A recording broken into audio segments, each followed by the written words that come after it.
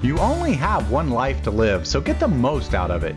On Good Life, Great Life, join me, Brian Highfield, and my guests as we share success stories, habits, mindsets, and lessons learned by successful people. These lessons are not taught in schools, but are critical for getting ahead in life.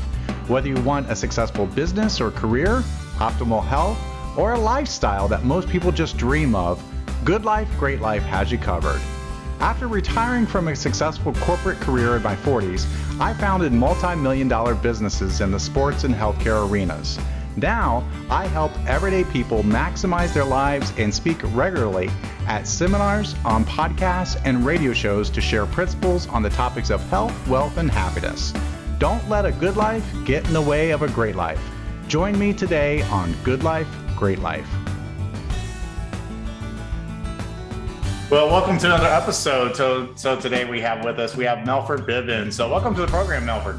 Thanks, Brian. I really appreciate you having me here. I'm really excited about this. Awesome. So Melford, he opened his Power Image and Fitness Center and Day Spa in New York years ago. That started them journey to helping a lot of people. But then they got into the health and medical world and helping health and medical professionals serve their patients with natural alternatives to prescription and over-the-counter drugs. And there's a lot more to the story, but I want you to hear more from him.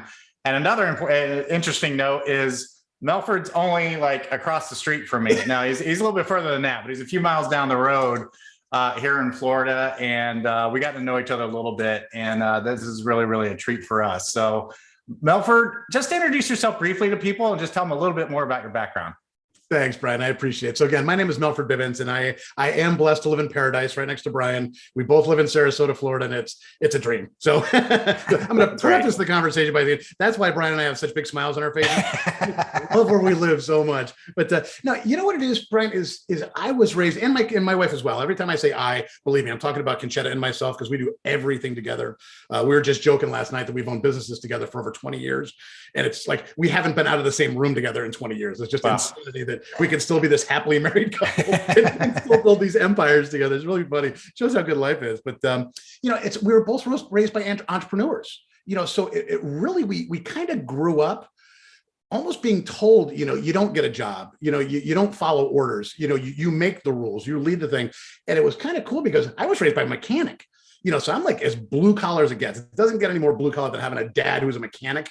But I realized even though he had a successful business, he owned his own shop, a bunch of people working for him, he still worked with his hands. It's like he still got home late at night. He was still exhausted. He was still beat up. And I realized early that, man, I was gonna use my fingers. I wasn't gonna use my hands. I was gonna do a lot of typing and a lot of talking, not a lot of the other stuff. So Concetta and I, we owned a gym and fitness center because we both loved health and fitness. And that really opened up a lot of parameters for us because we came to find out how many other businesses rely on health and fitness that you wouldn't think about. So, because we had a gym and spa, we actually had local doctors who would prescribe patients to come up to us, but not just for fitness, because we had a spa too. They'd come for body wraps or skin treatments or things like that. So we really started learning, okay, this is how JVs are set up. This was sort of like the kernel of, here's how you become successful in business. You don't just build one thing and, build it and they will come sort of thing. You need to be very aggressive about the way you market, even to other business owners.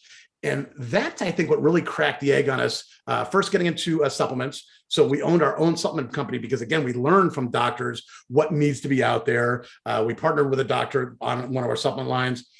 We became really big in network marketing because, again, as opposed to just doing the whole, bother your friend, and I don't mean to be rude by saying it this way, but, we didn't do the whole call your friends and family thing. We did what we did in the gym. We took our product, found out other businesses that could use it, and then introduced it to them. So we've always been ones that thought of, who can we lean on? It's always who, not how.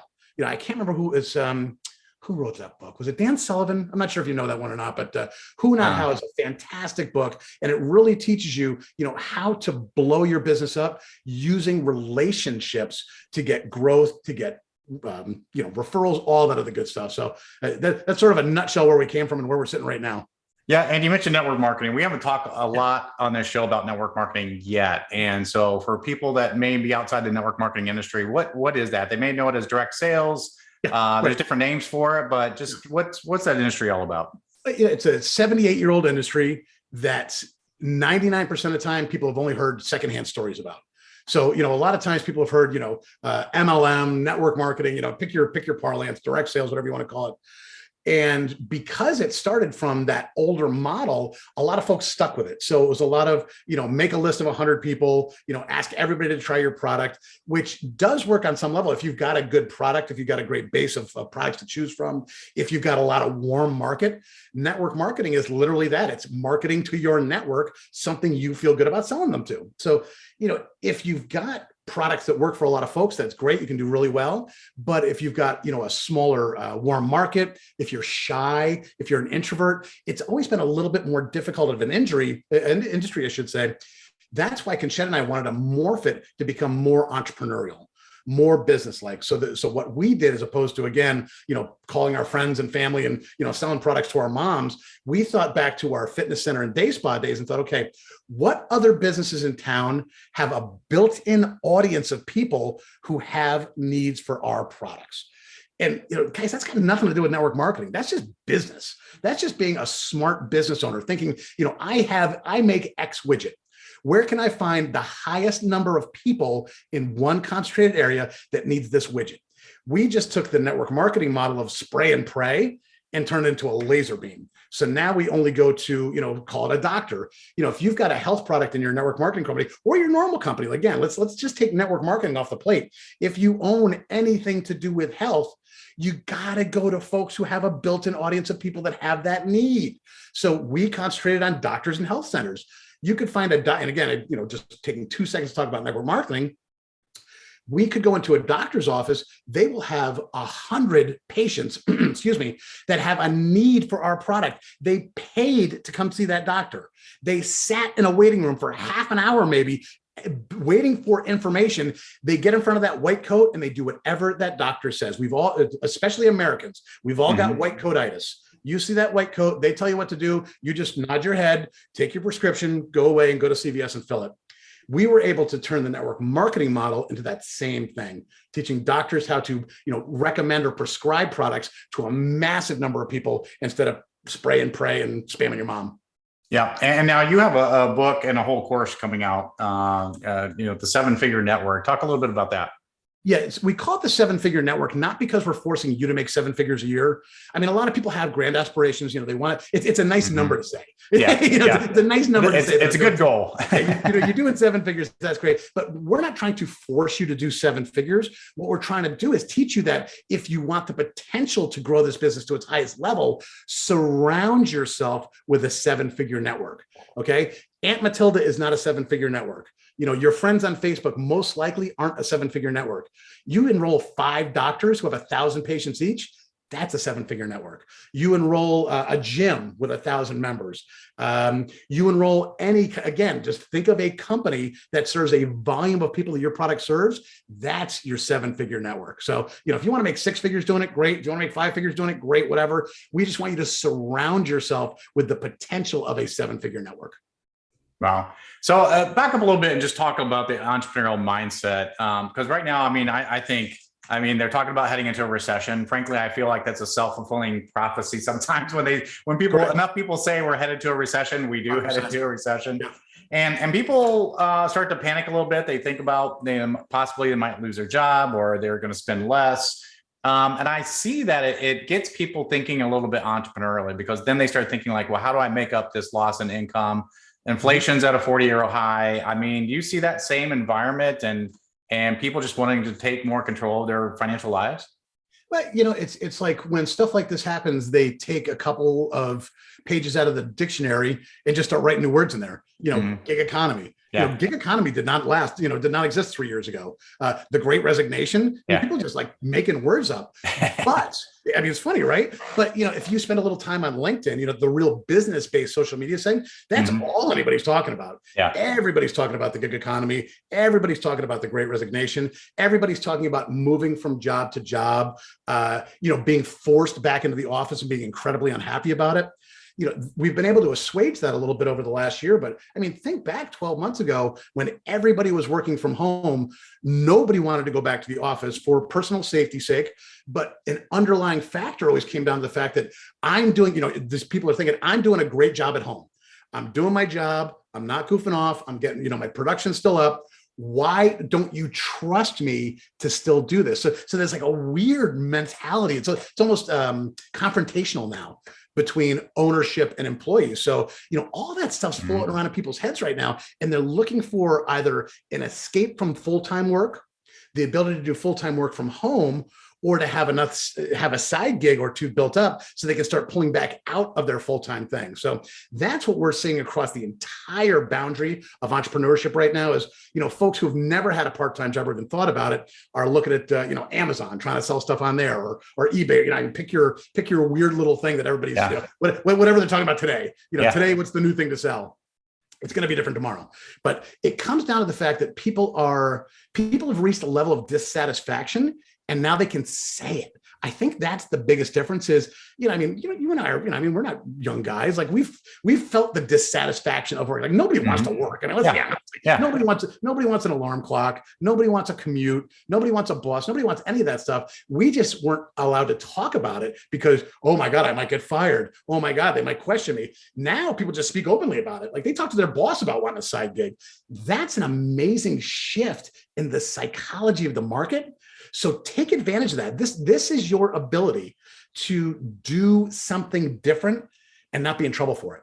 So do your looking around. And we enjoy network marketing because it's a self-contained business, and anything self-contained is just easier to start with. Again, I'm just talking about ease of starting. We love network marketing because it's a business in a box.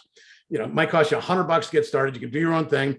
But I tell you, if you've got something else you've always wanted to do, if you always want to have a landscaping business, buy that lawnmower, buy that weed whacker, go out and do it because this is your opportunity to break away from the norm, make a little bit of extra money. And again, like you said, who knows where the economy's going?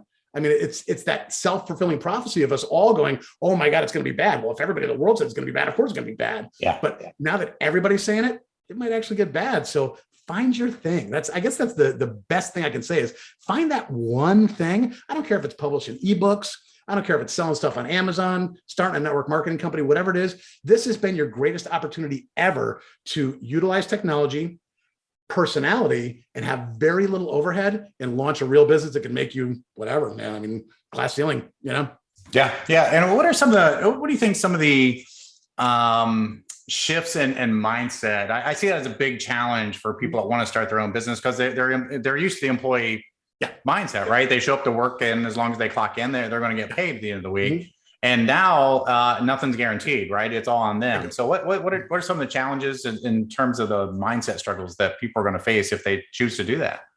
I think that, to be honest, man, I think that those pain points have been salved a little bit because of the fact that people have been working from home so much over the last few years. I think that, again, bosses have been conditioned, and whether we're talking about, a mom and pop shop with a boss that has 2 employees or GE, and you have, hundreds of thousands of employees, I think the fact that people have had that mental shift that I really can work from home.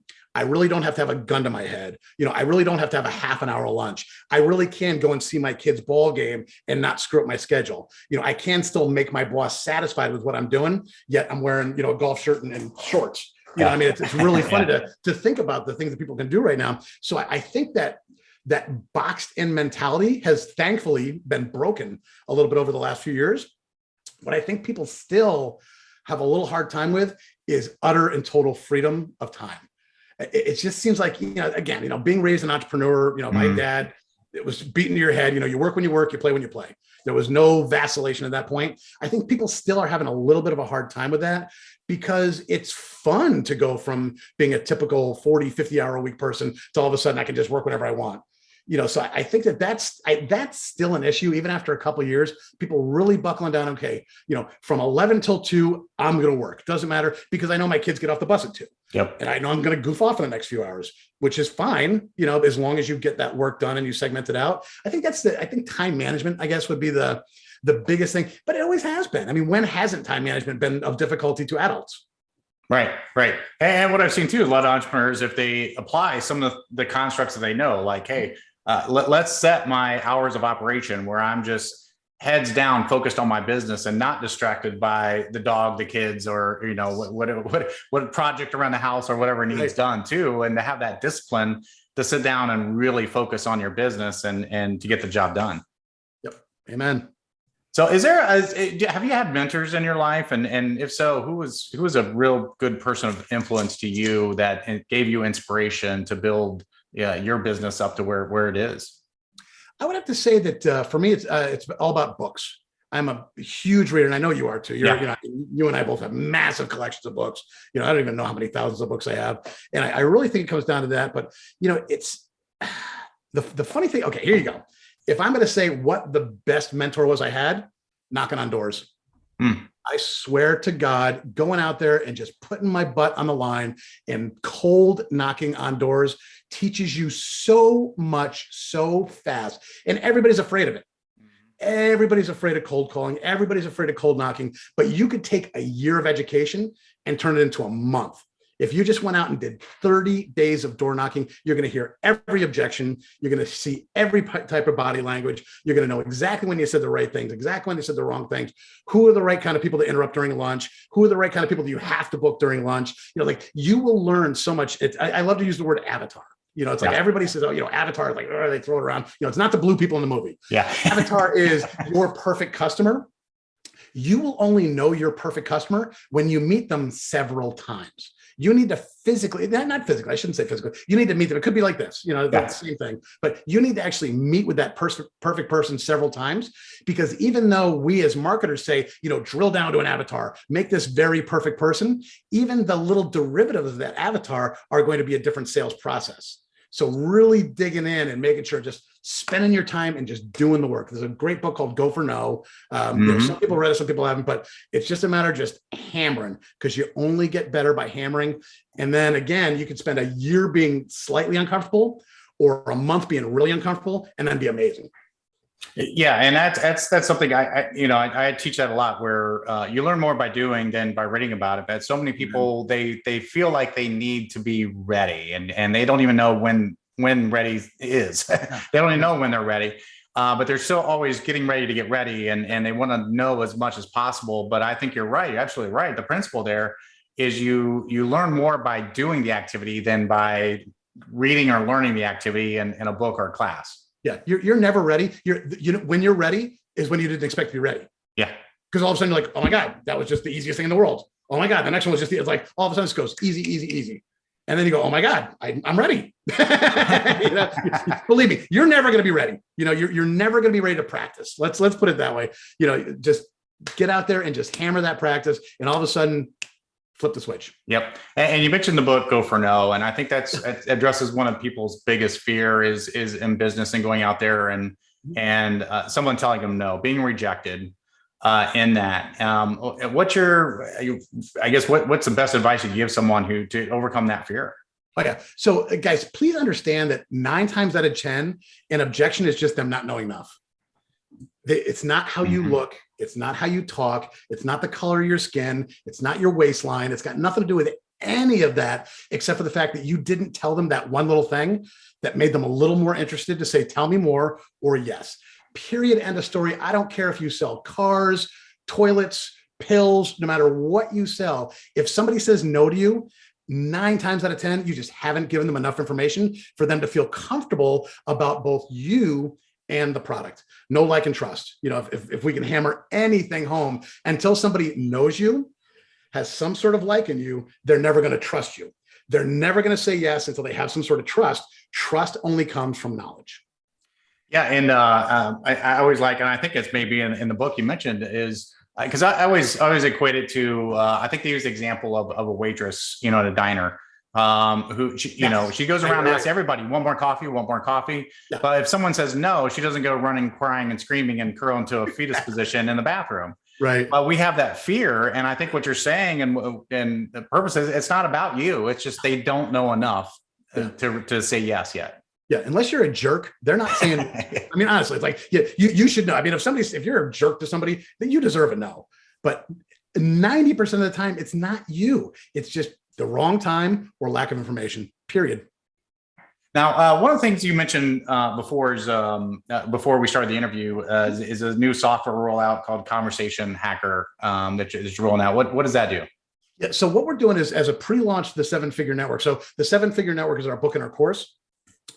We've built a software system that allows you to figure out the best selling conversation to have with a prospect before you even meet them.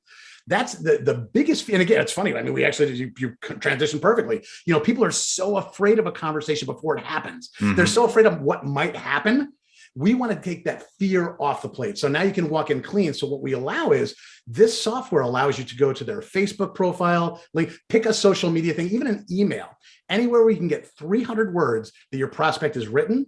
We take that 300 words, we put it into the algorithm, and it tells you their exact personality type, how they like to buy, how they don't like to buy, the words that turn them off, the words that turn them on, and their love language. So you now know exactly how they want to be spoken to. Then we take it one layer deeper and apply your personality directly with it, with the actual scripting. So if I say this, she's going to react this way. If I say this, they're going to get a smile. If I say that, they're going to turn away. So Conversation Hacker just allows you to understand the entire conversation before you even have it. That way you're walking in smiling, non-adversarial, exactly the right words to say to that kind of person. Yeah, because a lot of people, I mean, we're all different. We think differently, and we all have different drives. And so some people want details. Other people don't want the details. Some people want they really value the relationship. And so you talk more about the relationship. I mean, there's so many different things. So it sounds like a great software to kind of give you that information beforehand so that you can talk about what you are most definitely they're going to be interested in and leave out what they're not going to be interested in. And it's going to just help your sales. Yeah, this is to help anybody in a sales environment. Anybody who is speaking to prospects, this was specifically designed to make that conversation better the first time, which in turn makes every other one better thereafter. And there's a lot more components that are involved just in network marketing. We're not going to go into that because this is a network marketing conversation. But for network marketing, we teach you how to stack your team. There's a whole back end of stuff that the software does, even beyond once you just get that first sale. Cool. So it sounds like some exciting things ahead. I mean, you're an exciting guy. I've always known you to be, but I know that these what you got on your plate and what's next for you is just got you, like Concetta, just super, super excited. And I can't wait to see more myself. How can our audience get to know you and Concetta a little bit and get in touch with you? Yeah, absolutely. So first and foremost, the book and the course is 7. So it's the number 7, the word figure, the word network. So 7figurenetwork.com. That's both our book and our course. Conversationhacker.com is our software. So again, if you're in any kind of sales, just check it out. If you're an internet marketer or a network marketer, I should say, it'll teach a lot of stuff specific to that industry, but any salesman can use that. And if you want to reach out to us individually, info@melfordandconcetta.com. We would love to get an email from you because we want to help. Ask us questions. I mean, if you've got a sales business and you're feeling a little weird about what's going on in the environment, let's talk about it because this is what we do. And again, we're purely B2B. So we really work business to business sales. We don't really sell too much the mom and pop thing. So if you've got any sort of business to business sales aspect to your company, shoot us an email. We'd love to help out. Awesome. It's great. I could talk to you for hours, but we're limited in time today. So our guest today has been Melford Bibens, Melford and his wife, Concetta. They're from the 7-Figure Network. Go to 7figurenetwork.com. So thank you so much, Melford, for being with us today. Thanks, Brian. I really enjoyed it. I hope it helped.